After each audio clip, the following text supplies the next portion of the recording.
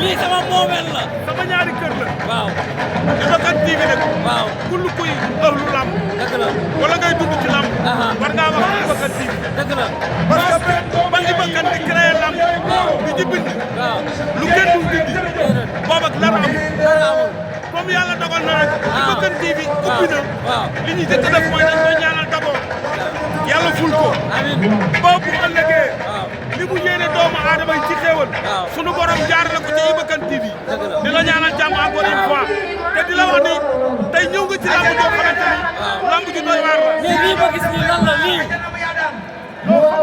waaw soo xoolee moo lay wax ni la léegi Bawol dañoo andi beneen détermination bu bokkul ak bañ a andi woon waaw ba soo xoolee Bawol ak détermination bi ngay sàcc ci Tapha Tine moo lay wax la ne lu mën a am ci àdduna mooy lamb tey ji du yomb bu yaakaar ne dina yomb yaa ngi nax sa bopp mais noo gisee Tapha Tine non dama gis ci moom benn souplesse dama gis ci moom benn genre endurance mais dama gis ci moom benn forme boo xam ba ma ko gëjee gis booba ma nga doon bëri ak Elton ba ma ko gëjee gis booba ma nga doon bëri ak Bombardier loolu la endurance parce que experts yi nga xam ñoo ko wër ñoom ñoo waral tey lii nga xamante ni moom la gars yi sàttir ci moom ci doole ak vigilance tey loolu am mais gërëm naa la Iba Kane TV ca kaw ca kanam barki fii di Aboubacar Sy yàlla na àdduna bépp dégg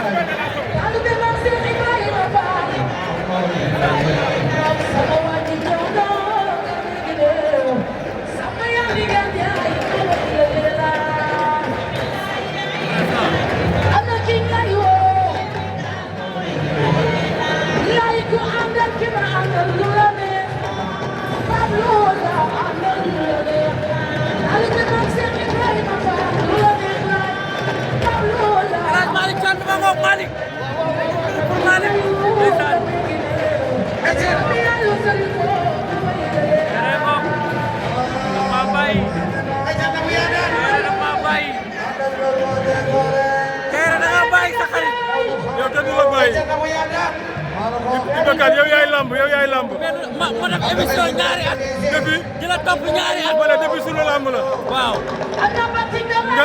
maanaam sunu lamb da nga fa expérience bu garaaw a garaaw dëgg la maanaam su doon mbër nga yow da nga am mbapat bu doon mbër nga yow Iba Kane kon ma xam ne da nga am mbapat loolu am na muy si sunu lamb ak fu ne kon yow soo ma woowee rek yitte yi la mais maa ngi nii loo may laaj ba xam le building machine ngoog bi ngay tudd building machine loolu démb la waaw mais tey Tapha Tine bi nga andi Tapha Tine loolu su mën a wax tuuti mu gis Tapha Tine xam ne tey pare na physiquement mentalement moralement pare na physiquement moralement